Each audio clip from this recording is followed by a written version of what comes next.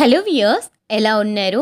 మీరందరూ ఆనందంగా ఉండాలి అని మనస్ఫూర్తిగా కోరుకుంటూ welcome back to our channel. నేను మీ ఆంధ్ర అమ్మాయి. ఇవాల్టి వీడియోలో మన వ్యూయర్స్ అందరికీ అత్యంత శక్తివంతమైన పురటాసి మాసంలో తిరుమల శనివారాలలో 3వ వారం, అత్యంత శక్తివంతమైన వారం. ఈ 3వ వారం 1, 3, 5 వారాలు అస్సలు మిస్ కాకుండా పూజను ఆచరించాలి అనే విషయాన్ని మన వ్యూయర్స్ అందరికీ తిరుమల శనివారాల వీడియోలోనే షేర్ చేశాను. అయితే సింపుల్ గా పురటాసి మాసంలో 3వ వారం పూజను ఏ విధంగా ఆచరించవచ్చు అనే విషయాన్ని ఇవాల్టి వీడియోలో క్లీన్ అండ్ క్లియర్ గా ఎక్స్ప్లెయిన్ చేస్తాను. అంతేకాకుండా తిరుమల శనివారాలతో పాటు మనకు తిరుమలలో ఈ 9 రోజులు దసరా శరన్నవరాత్రుల్లో మనకు 9 రోజులు కూడా వెంకటేశ్వర స్వామి వారికి ప్రత్యేకమైన పూజలను కూడా ఆచరిస్తారు అనే విషయం మనకందరికీ తెలిసిందే. ఇందులో 3వ వారం అంటే అది ఇంకా చాలా ప్రత్యేకమైన రోజు.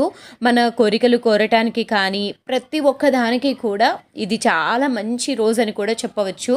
భువి నుంచి సాక్షాత్తు భక్తుల కోరికలు తీర్చడం కోసం ఈ పురటాసి మాసంలో ఆ వెంకటేశ్వర స్వామి వారు తిరుమల కొండ మీద వెలిశారు అని తెలుసుకున్నాం కదా.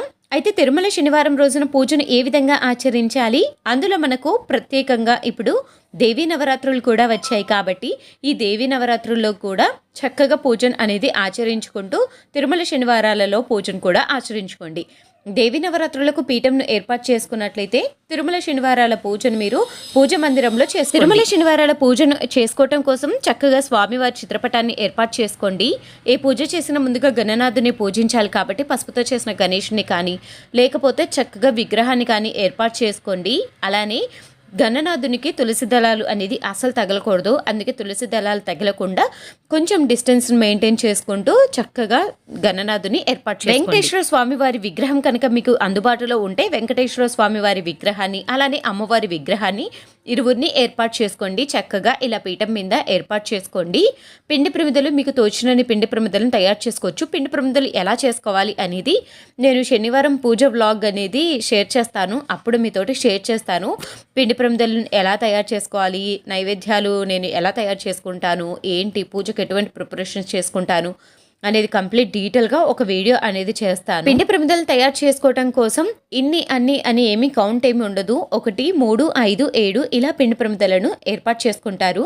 చాలా వరకు 7 సంఖ్య శ్రీ వెంకటేశ్వర స్వామి వారికి ఎంతో ప్రీతికరం కాబట్టి మనం 7 పిండి ప్రమిదలను అయితే తయారు చేసుకుంటాం. ఆ 7 పిండి ప్రమిదలను తిరుమల శనివారాలతో పాటు మనము మిగతా శనివారాలలో కూడా పిండి ప్రమిదలను వెలిగించుకోవటం వల్ల మనకు ఉన్న బలమైన కోరికలు కూడా నెరవేరుతాయి అని ఒక మంచి నమ్మకం అన్నమాట. ముందుగా గణనాథునికి షోడోపచారాలతోటి పూజ చేసుకోండి. దీపాలను వెలిగించుకున్న తర్వాత చక్కగా గణనాథునికి కుంకుమ, పసుపు, గంధం, అక్షంతలు, పుష్పం, దీపం, ధూపం, నైవేద్యాన్ని సమర్పించండి. నైవేద్యంలో చిన్న బెల్లం ముక్కనైనా ఏర్పాటు చేసుకోండి. ఇక్కడ నేను నా దగ్గర పండు ఖర్జూరాలు ఉంటే ఆ పండు ఖర్జూరాను ఏర్పాటు చేసుకున్నాను.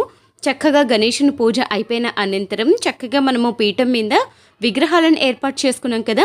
లక్ష్మీ అమ్మవారి విగ్రహాన్ని అలానే వెంకటేశ్వర స్వామి విగ్రహాన్ని వారిని కూడా చక్కగా పూజలోకి ఆహ్వానం పలకాలి. చక్కగా కుంకుమ, పసుపు, గంధం, అక్షంతలు, పుష్పాలను వీటన్నిటిని ఏర్పాటు చేసుకుని చక్కగా షోడోపచార పూజను కానీ పంచోపచార పూజ కానీ ఆచరించుకోవాలి. అలానే చక్కగా ధూపాన్ని కూడా ఏర్పాటు చేసుకోవాలి. చక్కగా తిరుమల శనివారాల రోజున కానీ శనివారం రోజు కానీ వెంకటేశ్వరుని యొక్క సహస్రనామాలు ఉంటాయి, అష్టోత్రాలు.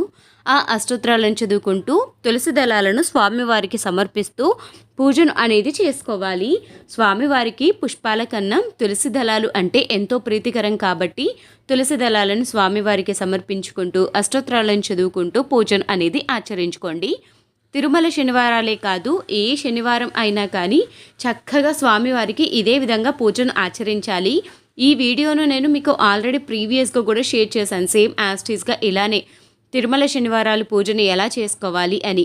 చాలామంది ఇప్పుడు దేవీ నవరాత్రుల్లో పడిపోయి 3వ శనివారం అత్యంత శక్తివంతమైన శనివారం అనేది మర్చిపోతారు అనే ముఖ్య ఉద్దేశంతో ఈ వీడియోను మళ్ళీ మీకు షేర్ చేయటం అయితే జరుగుతుంది. అష్టోత్తరాలన్నీ చదువుకుంటూ ఒకవేళ మీకు తులసి దళాలు అందుబాటులో లేకపోతే స్వామివారికి తులసి మాల బదులు పుష్పాలతోటి చక్కగా అందంగా అలంకరించుకోండి.